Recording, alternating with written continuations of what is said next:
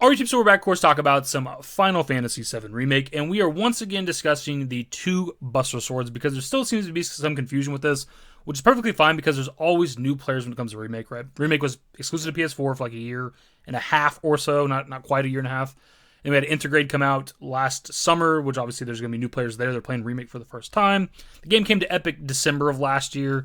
New players there. And then obviously just like 2.5 months ago or so, the game came to Steam. So again, there's always going to be constantly new players. So there's always going to be questions regarding the game itself, which is perfectly fine. So I figured we'd do sort of a definitive video, so to speak, on this topic. Now, it's not definitive in the way that I'm giving you answers because there's still confusion and plenty of unanswered questions when it comes to Zack. Now, we might have answers to that maybe with Crisis Core Union. We'll put a little asterisk next to that because that might not happen. It might just be the exact same game. We'll see in a handful of months.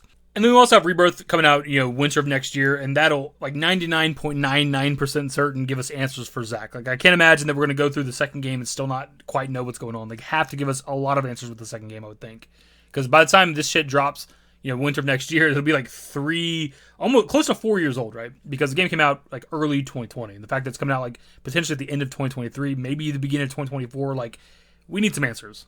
Now, to be clear, what we're talking about here is the two different Buster Swords that we're seeing in Remake, not the two differently designed Buster Swords that we've seen throughout the compilation, which we learned somewhat recently were just kind of nothing. Like, it was just an aesthetic thing. There was never a point to it, which I think is kind of a missed opportunity.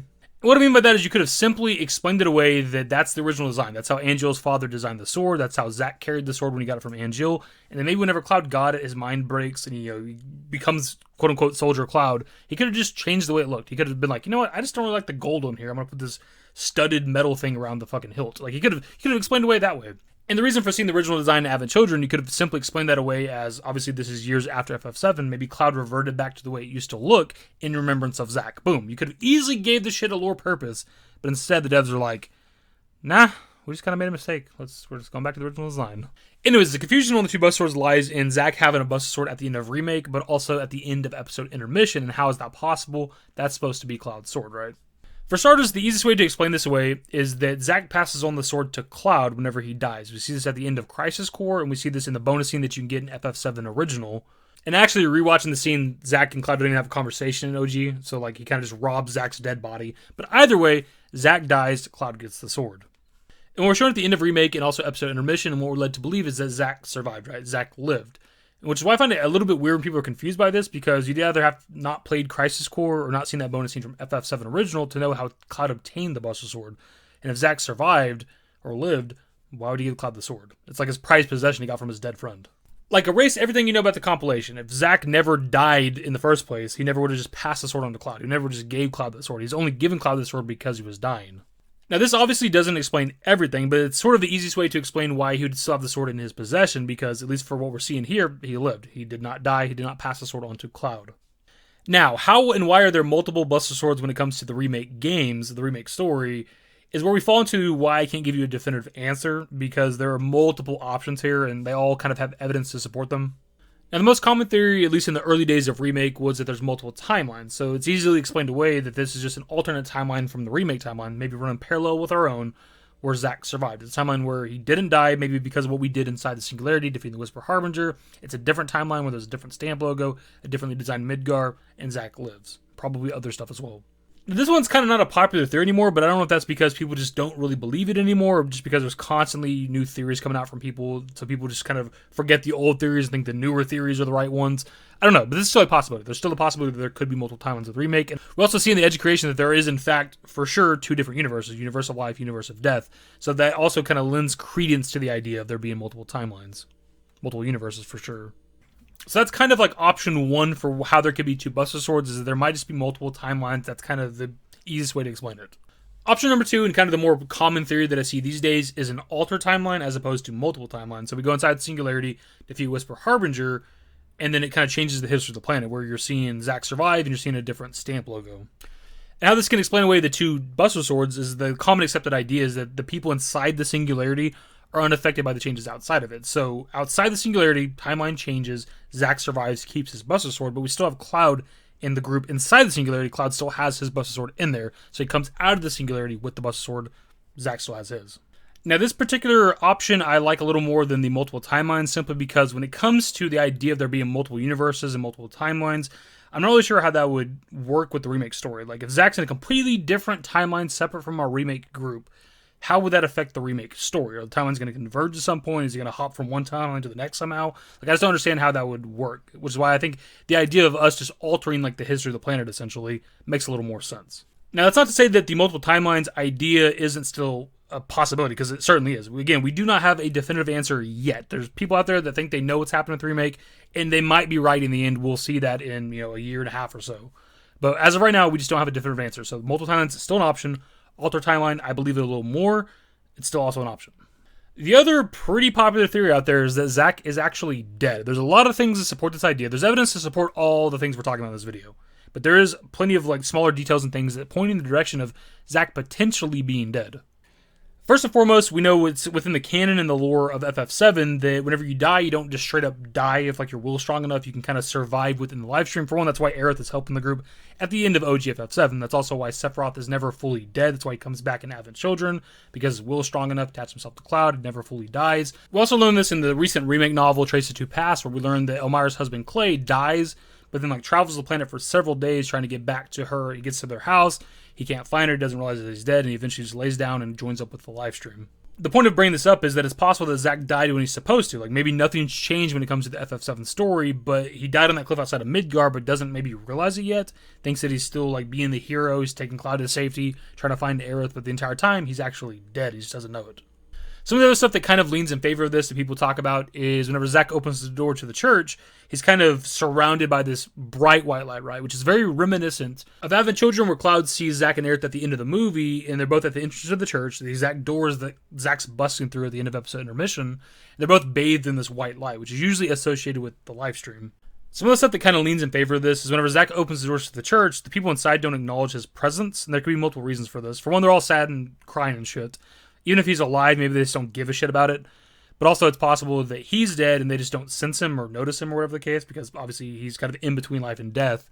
Or it's possible that the church is full of people that are also dead and not joined up with the live stream. That's another idea. I'm not really sure out of the three which one I kind of believe more, and we're not here to break down the entire Zack is dead theory, but the point of that is that there's multiple ways you can interpret that ending scene.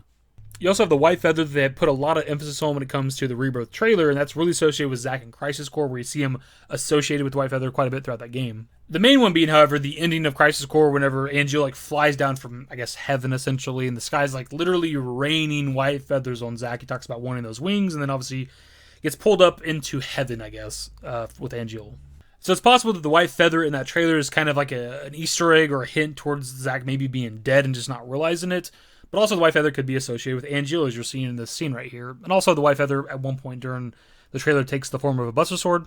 So that happens. And as for why Zack being dead and why there would be two Buster Swords, is that we know when it comes to the FF7 lore that whenever you die, you kind of have what you have on you. That's why in Advent Children, whenever you see Aerith, she looks like Aerith that we know from FF7. The pink dress, the ribbon in her hair, all that other shit. And also, whenever you see Zack in Advent Children, he has the soldier outfit on. And at one point, whenever Zack and Cloud are talking during the Sephiroth fight, you actually see Zack with the Buster Sword. So if we go with the idea of Zack being dead, it easily explains why you're seeing him carry the Buster Sword, because in between death, in between live stream, whatever the case, he just has what he had on him when he died, which is his soldier outfit and the Buster Sword.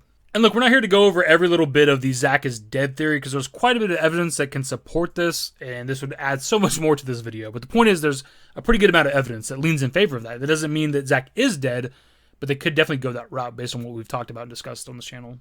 Now, me personally, when it comes to this possibility of Zack being dead and not fully joining with the live stream, I like the idea of it just because of how depressing and sad that can be, and I like that. I like to feel something with video games, movies, TV shows, or whatever, and that can do that.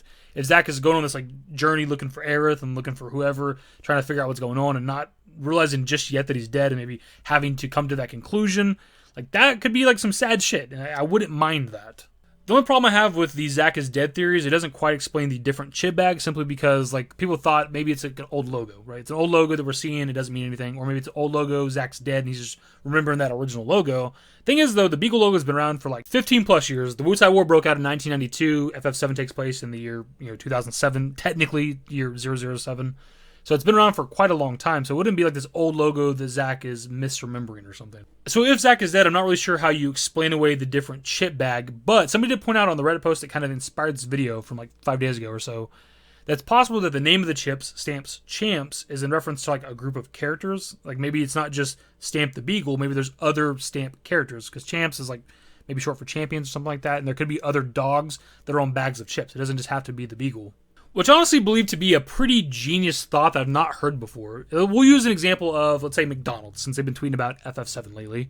When it comes to the McDonald's brand, it's not just Ronald McDonald, right? There's a bunch of other characters. Hamburglar, Grimace, and I think the giant bird's name is Birdie, if I'm not mistaken. That's off the top of the head. It's been many, many years. But it's not just one character. So it's possible that when it comes to the Stamp brand or whatever the case, there could be multiple different dogs on different chip bags and shit. It'd be something kind of comparable to like collectible soda cans or whatever. When a new Marvel movie comes out, you can buy a can that has a different character on it. You collect them all type shit. And that would be kind of what this is. Maybe there's just different dogs on different bags of chips, and it really doesn't mean anything. It's just a bit of misdirection, which is kind of what the entirety of the Zack is Dead theory is based on, is a lot of misdirection. Now, I'll be honest, I don't know how much I believe this specifically. I do think there is a lot of misdirection that we're seeing when it comes to Remake, especially with the ending. I do think there's going to be some subverting of expectations. I don't know how much I believe this, because I want to think that there's more of a purpose to the different chip bag than just that. But man, that could be it. I don't know. It'd be kind of crazy if that was.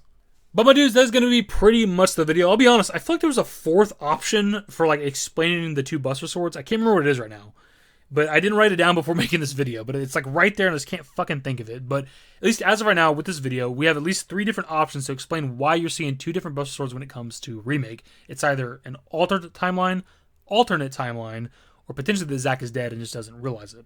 And there's plenty of evidence to support all 3 of these. We could have gone into extensive detail, but I've made multiple videos about these topics, and we've done like multiple 10-minute long videos. This could be a 30-minute video if I went into each of these like wholeheartedly and just explained each of them as much as we possibly can. But the point of this video was to kind of talk about the different theories and ideas out there, but also make it digestible, where it's a little bit easier to consume instead of making an extensively long video. But I think if I had to choose one of these that I kind of lean more in the camp of, and I'm almost on the side of Zack being dead, it's the altered timeline. So I think that what happened is we're in Singularity, kill Whisperers, Zack survives, keeps Buster Sword, but Cloud's inside the Singularity, unaffected by the changes, and also keeps his Buster Sword. That way you're having 2 people walking around Gaia with the Buster Sword on the back. But of course, those are just my thoughts on this and kind of my headcanon for now. That shit could change in like a week or 2, depending on what information comes out or theories or discussions we have. But of course, I want to pass off to you guys. So when it comes to the 2 different Buster Swords that we're seeing in FF7 Remake, the one that Zack has, the one that Cloud has, mostly it's the Zack thing, obviously. How do you explain it away? What are your thoughts right now? What are your headcanon for this? Either my dudes, that's going to be the video. Hopefully you enjoyed it. If you get a thumbs up, subscribe to the channel if you guys aren't interested in more Final Fantasy VII Remake content. Turn on notifications, follow me on Twitter, @YT, and my Discord. Links for the networks are in the description and in the outro. Later, guys. Used to care what people thought, but now I care more, and nobody out here's got it figured out. So therefore, I've lost all hope of a happy ending, depending on whether or not it's worth it. So insecure, no one's perfect. We spend it with no shame, we blow that. Like Coltrane, we in here. Like Logain or leave it. Like Cobain.